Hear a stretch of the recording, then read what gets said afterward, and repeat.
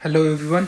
तो आज का क्वेश्चन जो है वो जीएस पेपर 3 का ये जो टॉपिक है awareness in field of technology IT वगैरह बायोटेक्नोलॉजी, तो उससे रिलेटेड टॉपिक है, बहुत अच्छा है। ये जो क्वेश्चन है ना, इसका आंसर आपका पीछा एंड तक नहीं छोड़ने वाला। ये जो कंटेंट है इस क्वेश्चन का, ये आपको आने वाले बहुत सारे क्वेश्चंस में यूटिलाइज करना है, और इवन ऐसे में भी इसका एप्लीकेशन है बायोटेक्नोलॉजी का। तो अच्छे से डिस्कस करते हैं, चलिए स्टार्ट करते हैं।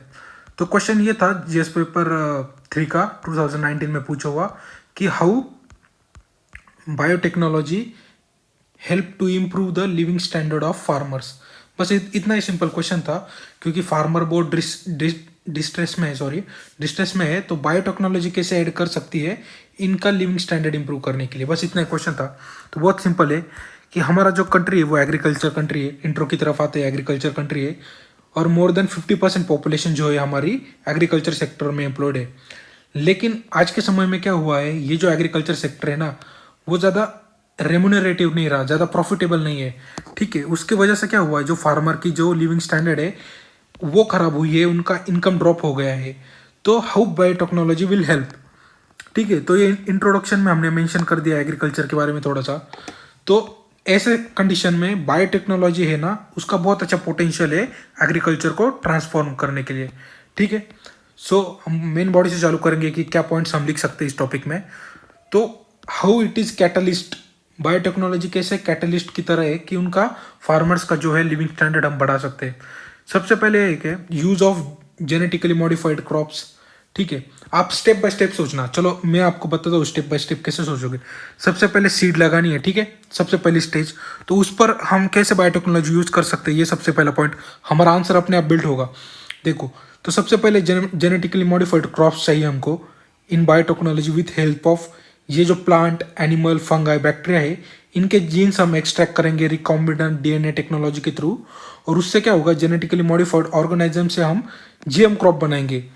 और वो क्या करेंगे, वो प्रोडक्टिविटी इंक्रीज करेंगे हमारी फार्मर्स की, यील्ड इंक्रीज करेंगे। तो उससे होगा ये कि इनडायरेक्टली इनकम बढ़ जाएगा प्रोडक्शन बढ़ने की वजह से। ठीक है, तो एग्जाम्पल देना, एग्जाम्पल इंपॉर्टेंट होल्ड करता है कि जैसे जेनेटिकली मॉडिफाइड बीटी कॉटन है, ये यूज़ किया जा रहा है अभी फिलहाल। तो इससे क्या हुआ, फार्मर्स की प्रोडक्टिविटी बहुत ज़्यादा इंक्रीज हो गई।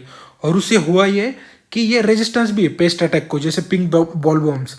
ठीक है, तो ये हमने पढ़ा हुआ होता है, इसको अच्छे से यूटिलाइज कर दिया। अब हमने सीड देख लिया कि हमको जेनेटिकली मॉडिफाइड ये चाहिए।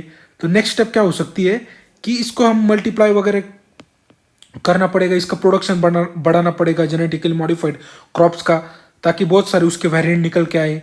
तो जो टिश्यू कल्चर है बायोलॉजी के अंदर, नेक्स्ट पॉइंट ये है कि टिश्यू कल्चर जो है it is a science of cultivating animal और प्लांट का टिश्यू एक आर्टिफिशियल एनवायरनमेंट में इनको क्रिएट किया जाता है। आपने देखा होगा ऐसे एक ग्लास डिश रहती है जिसमें ये जो प्लांट की जो या फिर एनिमल बैक्टीरिया के जो पार्ट्स होते हैं वो निकाले जाते हैं, और एक आर्टिफिशियल एनवायरनमेंट लैब में इनको रिक्रिएट किया जाता है, इनका प्रोडक्शन बढ़ाया जाता है, और उसके बाद ये फील्ड में प्लांट किया जाता है।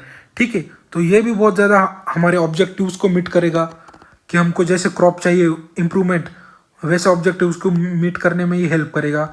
तो ये एक चीज़ हो गई, जेनेटिकली मॉडिफाइड क्रॉप फर्स्ट और tissue culture second under biology के अंडर, बायोटेक्नोलॉजी के अंडर। तो नेक्स्ट क्या कर सकते हैं कि देखो, सीड लगा ली, जेनेटिकली मॉडिफाइड क्रॉप्स, फिर उसके बाद क्या होगा, ये ग्रो होगी। तो उसके बाद डिफरेंट पेस्ट और पेस्टिसाइड्स वगैरह यूज़ करने पड़ेंगे, फर्टिलाइजर्स।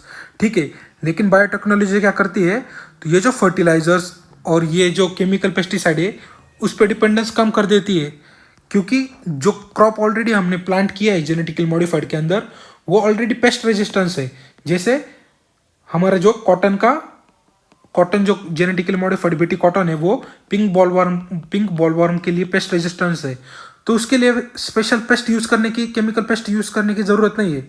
तो इससे क्या होगा कि फार्मर का जो इनकम है वो सेव हो जाएगा। It is pocket friendly for farmers, also economic friendly for हुम, कंज्यूमर्स, क्योंकि यह टॉक्सिन फ्री होगा।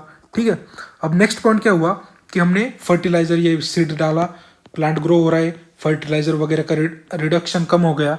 नेक्स्ट क्या होगा कि अगर प्लांट जब बढ़ रहा है तो क्या होगा, कभी कभी हीट आ जाएगी, ड्रॉट पड़ जाएगा, एक्सेसिव रेनफॉल हो जाएगा। तो ठीक है, तो बायोटेक्नोलॉजी हमको इसमें भी हेल्प करती है कि हमारे जो क्रॉप्स है ना, वो टॉलरेंट है अबायोटिक स्ट्रेस के लिए। जो प्लांट और एनिमल्स होते हैं वो हम लिविंग ऑर्गेनिज्म को दो टाइप में डिवाइड करते हैं, बायोटिक, अबायोटिक। बायोटिक क्या होता है, जैसे हमारे एनिमल्स प्लांट्स हो गए। अबायोटिक क्या होता है, जैसे हीट, सनलाइट, सॉइल, ये सब अबायोटिक होता है।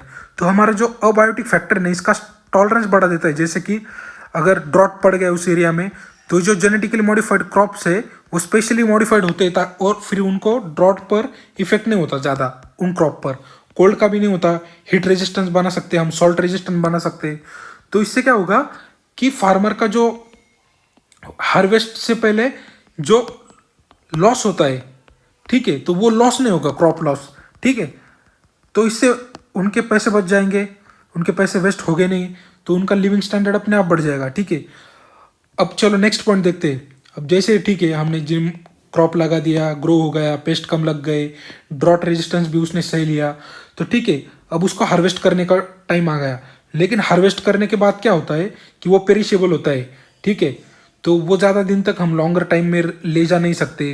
वो वेट के लिए, मतलब उसको अगर मॉइस्चर कंडीशन उसको हीट कर गई तो वो उससे भी ख़राब हो सकता है। तो हम ज़्यादा दूर तक ट्रैवल नहीं कर सकते, उसको ड्राई रखना पड़ता है। तो जो बायोटेक्नोलॉजी वो हमको हेल्प करती है कि उनका जो पेरिशेबल लाइफ है, जो जल्दी खराब होते हैं, वो बढ़ाने के लिए हमको बायोटेक्नोलॉजी अच्छे से हेल्प करती है, ताकि जैसे हम हार्वेस्ट करें हम लॉन्गर डिस्टेंस तक उसको ट्रैवल करके लेके जा सके। तो बायोटेक्नोलॉजी इसमें भी हमें हेल्प करती है more resistance, perishable resistance crop grow करने के लिए, ठीक है। ये एक पॉइंट हो गया। अब ठीक है, सब कर लिया, ट्रैवल हो गया, मार्केट में आ गए, तो फाइनल कौन है, कंज्यूमर है। तो वही हमारा नेक्स्ट पॉइंट होगा कि कंज्यूमर लेवल पर हमको बायोटेक्नोलॉजी कैसे हेल्प करती है, ठीक है। बायोटेक्नोलॉजी क्या करती है, हमको इसकी न्यूट्रिशनल वैल्यू, जो क्रॉप है उसकी न्यूट्रिशनल वैल्यू बढ़ाने में भी मदद कर सकती है, फूड क्रॉप्स की। अब रिसेंट करंट का एग्जांपल दे दिया कि अभी वेस्ट बंगाल में आपने सुना होगा कि उनके लिए टेक्नोलॉजी लैब ने एक मुक्तोश्री राइस वैरायटी डेवलप की।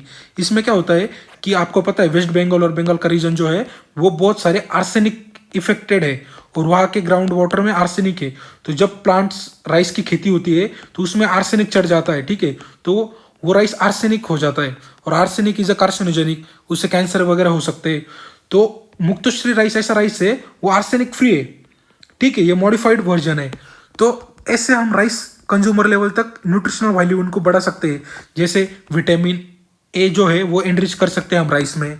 तो ये बायोटेक्नोलॉजी का बहुत ज़्यादा फायदा है, और इससे होगा क्या कि हम जो हिडन हंगर है उसको भी इलिमिनेट कर सकते हैं, ठीक है। तो ये कंज्यूमर लेवल पर बायोटेक्नोलॉजी की इफेक्ट देख लिए।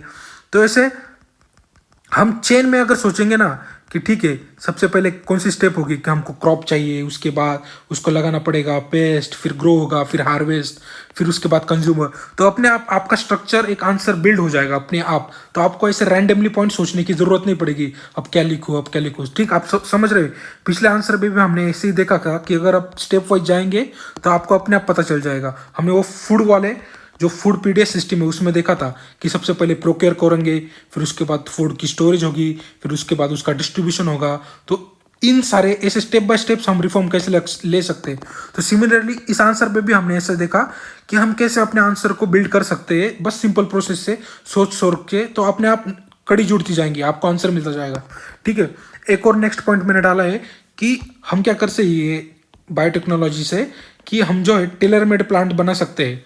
मतलब अगर इंडस्ट्री को जैसे प्लांट्स चाहिए उस तरह के प्लांट बना सकते हैं, ताकि जो है इंडस्ट्री को लगने वाले रिसोर्सेस और इनपुट्स हम बढ़ा सके। तो इससे एग्रीकल्चर और इंडस्ट्री का जो कोलैबोरेशन है वो बढ़ जाएगा, इससे फार्मर की इनकम हो जाएगी। एग्जाम्पल तो नहीं डाला है मैंने, लेकिन आपको एग्जाम्पल दे सकता हूँ क्योंकि अभी ये रियलिस्टिक कुछ ऐसा हुआ नहीं है। तो क्या कर सकते हैं हम टेलर मेड प्लांट, जैसे अगर हमको पेपर इंडस्ट्री के लिए पल्प चाहिए जो प्लांट से बनता है, तो हम ऐसा प्लांट जेनेटिकली मॉडिफाइड के अंदर बायोटेक्नोलॉजी के अंदर बना सकते हैं जो पल्प जैसा होगा, जो प्लांट पल्प जैसा होगा, और वो इनपुट एक्ट करेगा प्लांट पेपर इंडस्ट्री के लिए। तो ऐसे हम टेलर मेड प्लांट्स भी बायोटेक्नोलॉजी के अंदर बना सकते हैं। तो ये बहुत सारे बेनिफिट्स है जिससे हम क्या कर सकते, फार्मर्स को एक अच्छा स्टेबल इनपुट, अच्छा स्टेबल एक प्रॉफिट दे सकते हैं, और उससे उनकी जो स्टैंडर्ड ऑफ लिविंग है वो इंप्रूव हो जाएगी। तो कंक्लूजन की ओर आते हैं। कंक्लूजन ये कहता है कि देखो पॉपुलेशन और डिमांड दोनों राइज हो रही है, और नियर टाइम में भी राइज होगी। तो बायोटेक्नोलॉजी के बेनिफिट्स क्रूशियल हो जाते हैं, mostly in developing countries like India and China, ठीक है।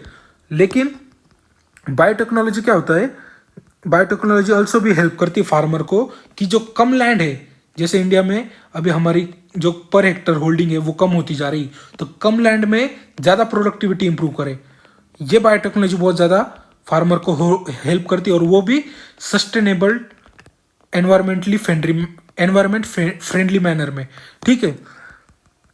और ये सब चीज़ें फार्मर्स के लिए एक अच्छा इनकम सोर्स और better standard of living promise करता है।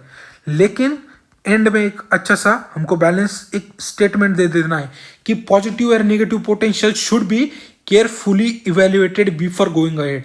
बस हमने बता दिया कि इसके नेगेटिव भी है, हमने आगे आंसर में मेंशन नहीं किया क्योंकि क्वेश्चन की डिमांड वो नहीं थी कि नेगेटिव मेंशन करें, लेकिन हमने एक बस स्टेटमेंट दे दिया कि हाँ पॉजिटिव और नेगेटिव इसका पोटेंशियल इवेल्युएट करना चाहिए आगे जाने से पहले, ठीक है। तो यहाँ पर आपकी जो बैलेंस एटीट्यूड है वो दिखाई देते हैं आंसर में, ठीक है। तो यही था आज के डिस्कशन में। Thank you so much for the discussion.